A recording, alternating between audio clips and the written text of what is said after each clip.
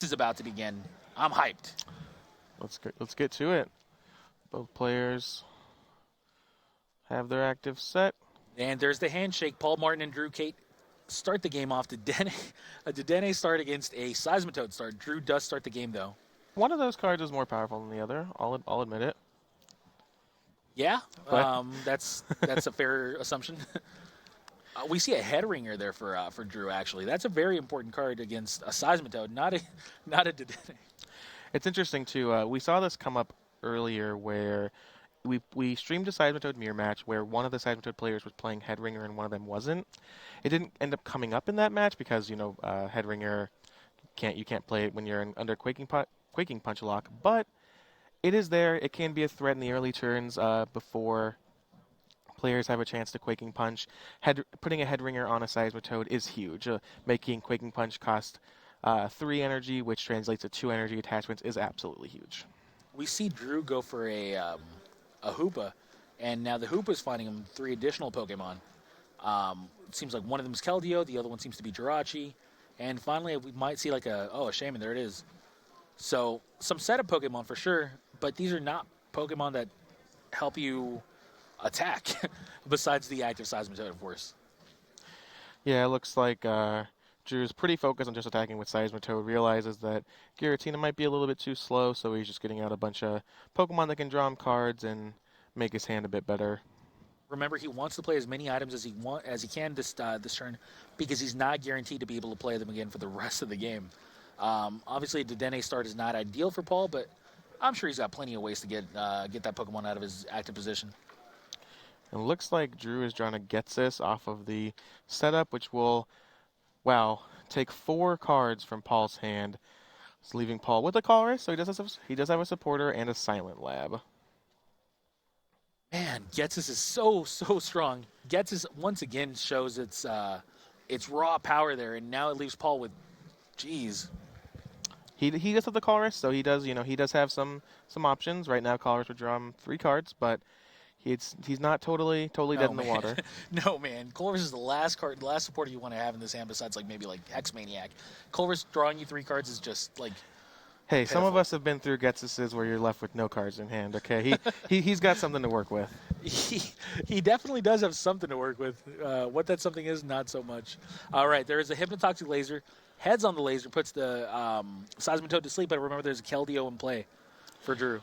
No energy for Drew on the first turn, it looks like, which can be big. He does have the... Oh, boo-hoo, no energy. The guy just gets his opponent to a 2-card hand.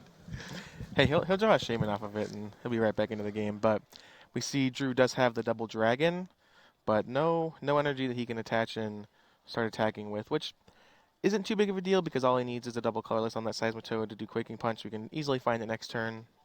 Somebody should tell Drew that his Seismitoad's not paralyzed, by the way. Oh, we've already been through this. Man, people are so bad at doing the asleep, confused, paralyzed thing. Never understand it.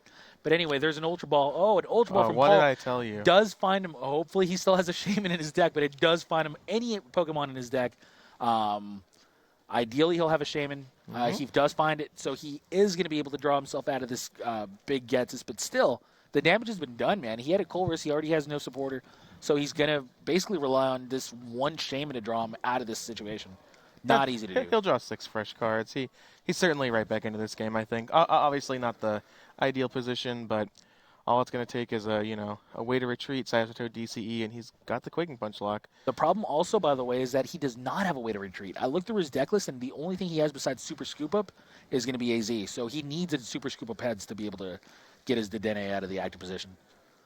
Zubat does come down. Remember also that this is likely going to be his final turn with items. So that's why this is also important. He needs to secure a better position than what he's got right here. And he goes for entrainment, so he's going to find himself some Seismitoads this way. Fine, that's understandable.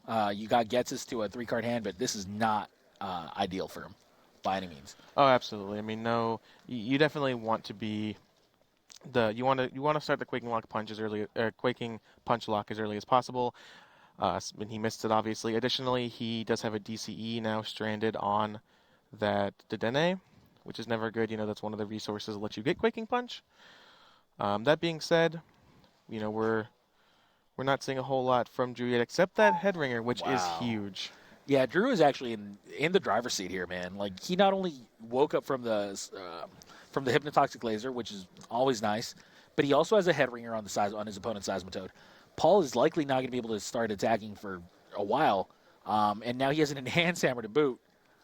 The enhanced hammer does land as a tails, but it's not that relevant. What really is relevant is just the fact that Drew has a huge hand, and Paul's really been forced to kind of just try to keep up. If anything, he's definitely not in a position where he can start attacking anytime soon. And now a Colress from Drew is going to draw him 7 cards.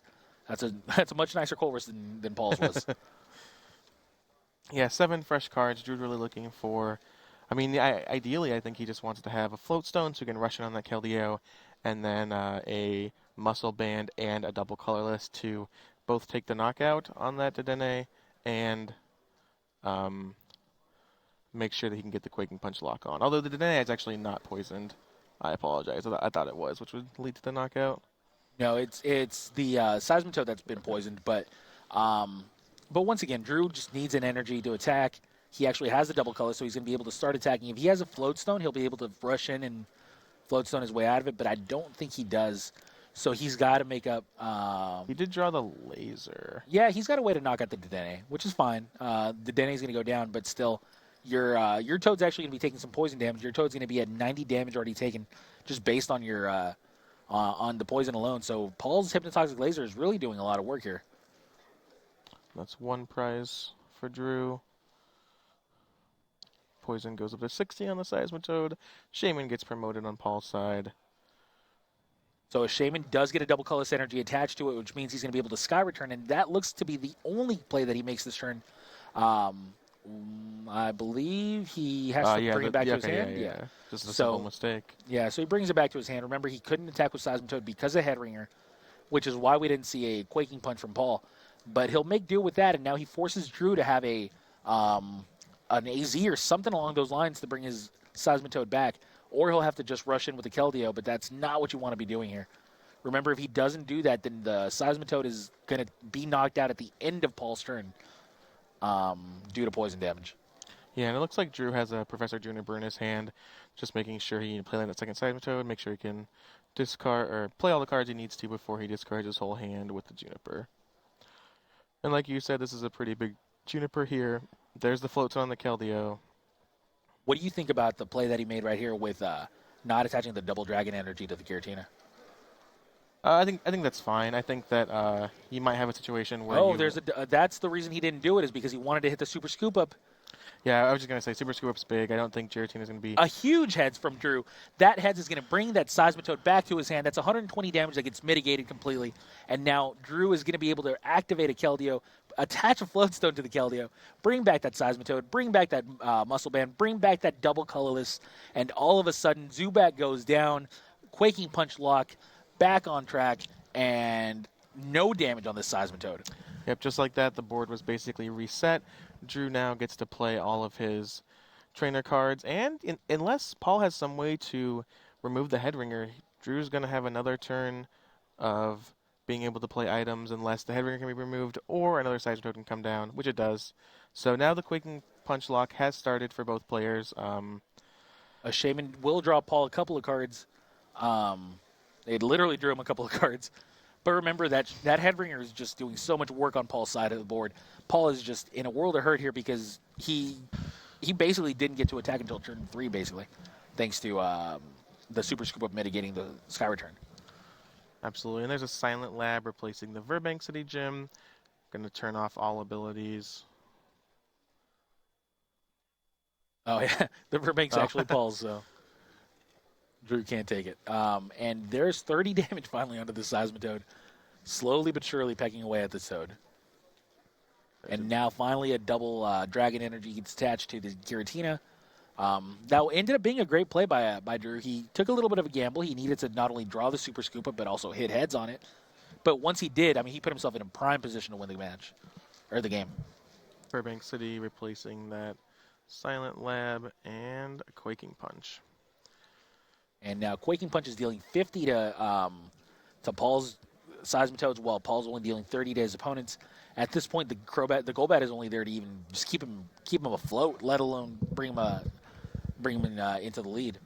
Yeah, without the Golbats and Crobats, Drew would win the race there because he got that muscle band down under before the Quaking Punch lock started. By the way, Paul did draw an AZ, and he actually used it on his Golbat there. Um, that tells me a lot about his hand. That tells me a lot about how he's choosing to do that instead of, like, for example, AZing his Seismitoad with a Headringer or something like that. Or even saving it for a turn or two when the Seismitoad's under a lot of pressure to be knocked out. Exactly. So now he Golbats again. That means there's 100 damage on the Seismitoad EX. That doesn't change the math yet, though. Yeah, there's another Quaking Punch, going to send that Seismitoad to 130. Yeah, so that's 130 damage on Drew's Seismitoad. But remember, he still has to find a Crobat plus a Quaking Punch to knock out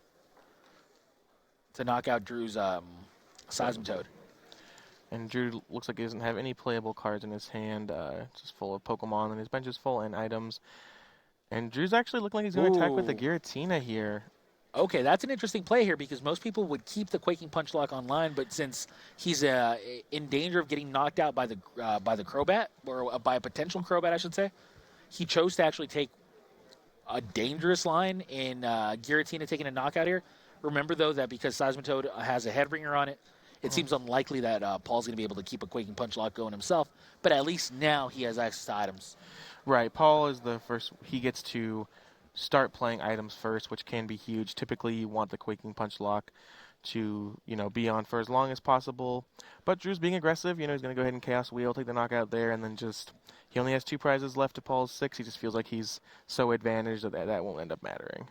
Yeah, Laser does get a heads for Paul, and remember that the Tool Scrapper, or not the Tool Scrapper, but the Startling Megaphone did get rid of the Floatstone on Keldeo. And now, he does have access to items, but it might be too little too late. Your opponent just basically all he has to do is just knock out your Shaman and he'll win. Yeah, so we see here that Paul's Versus Seekering for a call risk, going to draw some cards. He also had the option to Versus Seeker for the AZ and do the play that you were talking about earlier where he puts a Seismitoad back into his hand. However, I think he just needs to, he needs to start drawing cards. He needs to start getting somewhere and doing that. I assume he didn't have the double colorless or anything to really get going. So hopefully this fresh new 7 cards brings him something to get back into the game with. That Giratina is asleep, so if flips go unfavorably, it could buy Paul some turns. Yeah, you don't have an unlimited amount of Floatstones. You actually only play 2. So with 1 already gone, Keldeo won't be able to rush in all that easily in order to get rid of the Hypnotoxic Laser's effects. And an Ultra Ball here can get a Seismitoad. And that's really, we saw a similar thing come up when we showed a similar matchup earlier, which is that at some point, Giratina is just 2-hitting everything. At some point, even if the Quaking Punch lock is broken, the Giratina is just so aggressive and can do so much more damage that it might not end up mattering. Oh, how's that for a changeup? Crobat does come into play, deals 30 or puts 30 more damage onto the Seismitoad, and now Crobat can actually attack into Seismitoad to knock it out here, assuming he has an energy. Yeah, he will need to find an energy, but I'm not. No, he just has apparently to pass he doesn't the have turn. it. He just wanted to put 30 more damage on the Seismitoad, but now the Giratina did stay asleep, which is actually pretty important. And now Drew's own Burbank City Gym is actually kind of betraying him a little here. Computer search in Drew's hand does let him get a Floatstone if he has one in the deck still. It does indeed. He doesn't have any bench spaces, so he can't play the Shaman in his hand to draw cards or anything like that. So he might just go for a computer search. So he has 2 options, or he has a few options. He can go computer search, get that Floatstone, heal the special condition from the Giratina, and be able to attack. He could also computer search for a supporter and hope to get into a position where he can do that and also start attacking. There's the Floatstone. Yeah, looks like he's going to go ahead and take the Floatstone. The Lysander would have been nice this turn, but not in the cards for Drew here. Looks like he's going to take that Floatstone and start attacking. Yeah, very reasonable play, that's for sure. And remember, Crobat has 130 HP and only gives up one prize, so it's not really the Pokemon you want to be attacking here. There's the Float Stone in the hand of Drew. I wonder if you just Quaking Punch the Crobat here. You might. I mean, you're in no danger of getting prized yourself. Right, just put the lock back on. But no, apparently he just wants to. Oh, there's a laser, so that's how he's going to knock out the Crobat. Crobat will go down, so Drew's going to go down to a single prize, but a single prize against 2 EXs is honestly not that big of a deal. Unfortunately, it does look like Paul doesn't have a lot going on, chooses to promote the Shaman, still has a Seismitoad, still no energy, still a Headringer, and here's an N. Oh, a big N. Ends his opponent down to a single card while he still gets to draw 6 more. Most of the time, that'd be pretty cool, but in this situation when he has no energy in play or anything like that, it does seem like the writing might still be on the wall. I mean, even when you only have one card in your hand, you still have a Keldeo in play with a Float Stone. You still have a Giratina that's attacking for 100 plus damage, and you still have a Seismitoad on the bench, which can always Quake and Punch lock. It's also important to note that Chaos Wheel is making it so that Paul can't play double colorless even if he wanted to. Yeah, He can't exactly. play Special Energy, Tools, or Stadiums. And yeah, he's just going to go ahead and concede the match. Or concede the game. Drew Cate taking game 1. In a pretty interesting match. I think, as I said earlier, I think the Crobat player is advantaged. But we've seen in both of the matches that we've shown now, the Giratina in the late game can be nice for just saying, hey, I know you're going to Quake and Punch me, you're doing all these tricks, but I'm just going to do a bunch of damage. I'm just going to hit you for 100, and you have to respond. I'm going to two-hit everything in your deck, and if you don't have something to come back with, that's going to be it. Yeah, so you normally don't want to break the lock. You want to keep the Quaking Punch streak going.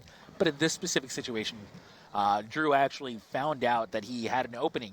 And mostly that was due to Paul's unfortunate start. But at the same time, he found the opening, he found the weakness, and he pounced. And it was perfect. Paul really didn't have any type of answer. He struggled to even keep any type of, momentum going whatsoever, let alone take advantage of the situation. Yeah. So it was a very easy victory for Drew. Some games, obviously, we're looking for games that are going to be, really back and forth and intense. And you hate when you see a game that's just one player doesn't do anything. But there's also this kind of third option that exists, and where, like that game was, where Paul had stuff going on. He was playing cards every turn, but he just really didn't ever get there. He really didn't get to a point where he really had enough momentum to do anything. He was just kind of every turn was just another struggle. Yeah, he got blown out. Is basically what happened. That turn 1 headringer or turn 2 headringer, I guess, was exactly what Drew needed. That actually set the pace of the game completely from that point on. He got basically the Dedenne start from Paul. The fact that he didn't really get to do anything, and then his opponent responded with a knockout on his Dedenne and a headringer on his Seismitoad, which was the only Seismitoad he had in play at the time. That's huge. That's crucial. That's game breaking. Absolutely. I just said 3 different things that mean the same exact thing in 1 second, by the way. You forgot to mention the colors for 3, which, as I correctly predicted, turned out great for him, but wasn't quite enough to put him back into the game. Real great. He ended up losing the game in blowout fashion, but it was great for him. Looks like both of the players are getting set up here. There is a handshake here. You guys didn't see it yet, but there is a handshake to begin game 2, and at the same time, there's a handshake to begin game 2 and a mulligan. So Paul's going to go ahead and take a mulligan here. Looks like it's going to be a little while before we get this game 2 going. Unfortunately for Paul, he is going to have to mulligan. So I guess we get to kill a little bit more time. We get to see exactly what is in Drew's hand, and what honestly, it just seems like it's a great hand. It's got Shaman, it's got double colorless. As long as it's got trainers or items anyway, it's going to be perfect. Yeah, no There's a Xerosic in his hand, actually. That's pretty interesting.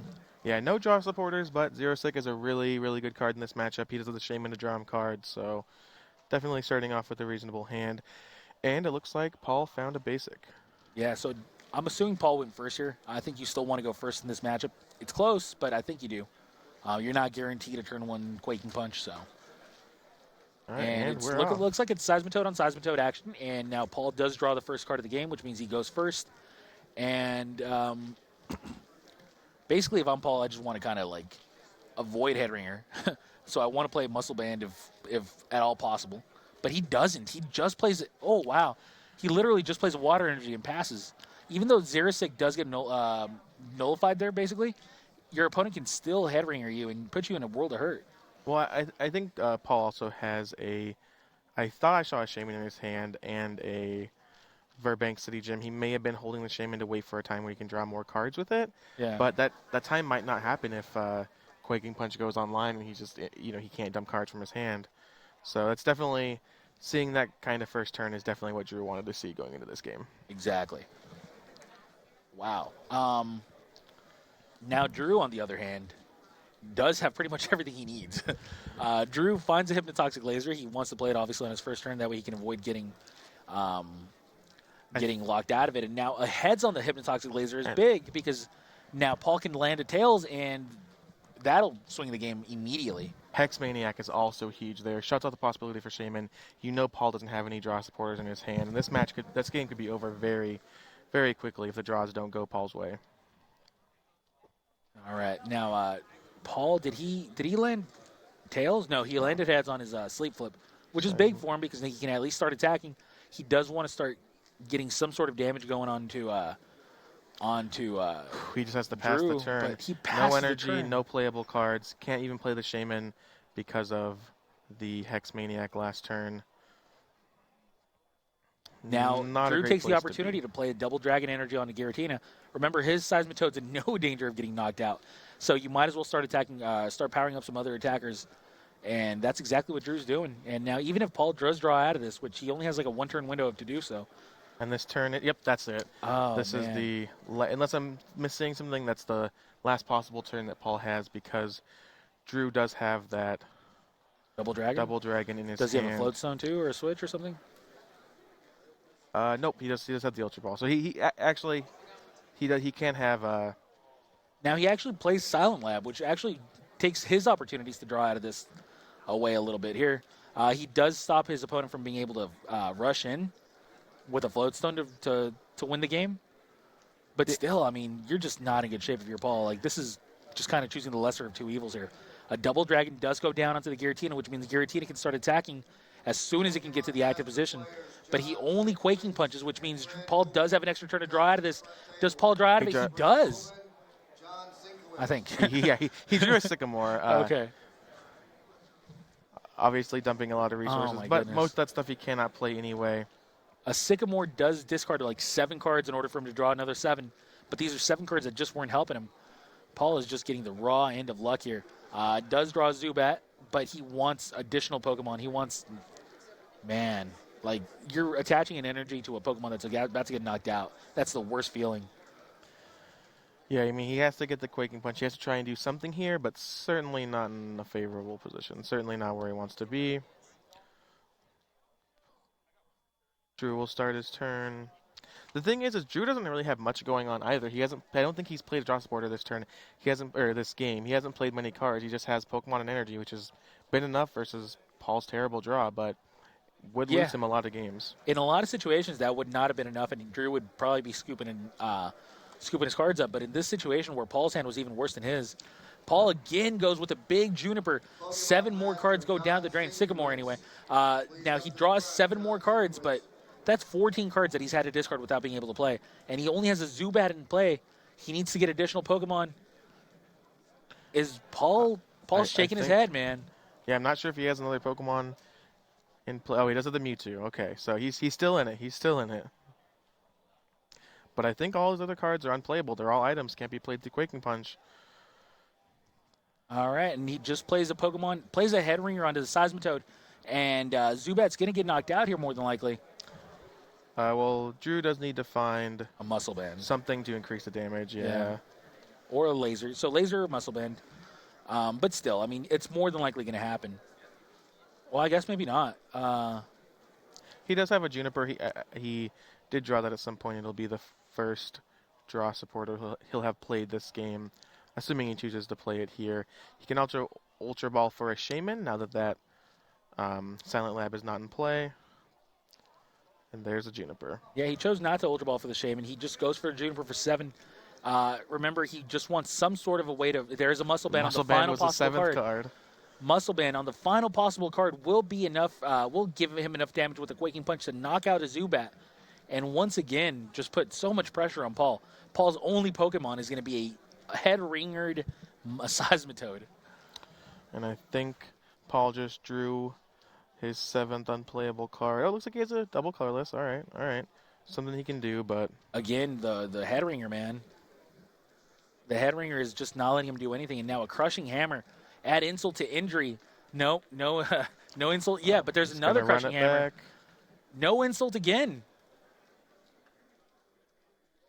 And it looks like Drew's he's so in control. I mean, this the head ringer has been so crucial in both of these games. Paul's draws have been less than ideal to say the least. And it's definitely Drew's game to lose. An Ultra Ball is discarding a Shaman, which is usually the card that you go for with the Ultra Ball, but he is discarding a Shaman in order to find himself, I'm going to assume, maybe another Seismitoad or something. Who knows? Oh, he's finding a Jirachi. Finds a Jirachi, okay. Now Jirachi is going to find him a Getsis. Oh, goodness. So this gets us. Drew is. Paul was about to show his hand, like basically assuming he had. He's going to play Drew the had already Getsus. played the Getsis, but Drew hadn't yet, so Paul So caught himself. Drew's assuming that this Getsus is going to go for the full, I believe, 6 cards. And it does. The And- full 6 cards. 6 cards go back into Paul's deck. Drew draws 6 cards, and more importantly, Paul has 0 cards in his hand. Not only that, not only does Drew draw the cards, but now those 6 items are back in his deck. He just increased the chances of him drawing unplayable items even more. So that's just absolutely devastating. That is insult to injury. That really is, especially if he draws one of them. Like, if you draw Versus Seeker here, you're just like, ugh, get me out of here. Unfortunately for Paul, this has not been a good game for him at all, or a good match, period. His deck just has not helped him out at all, and Drew's deck has been running on all cylinders, and he's a couple of turns away from just winning the game. Winning the match, even. And, Keldeo does find the final Floatstone, so he's going to be able to rush in. And now Giratina is going to come in and deal 100 damage, putting the Seismitoad on a 1-turn clock. Paul has no hand, no Pokemon in play, draws a single card. Super Scoop Up. Here we go. Super Scoop Up. It doesn't matter. The game is over. Yep.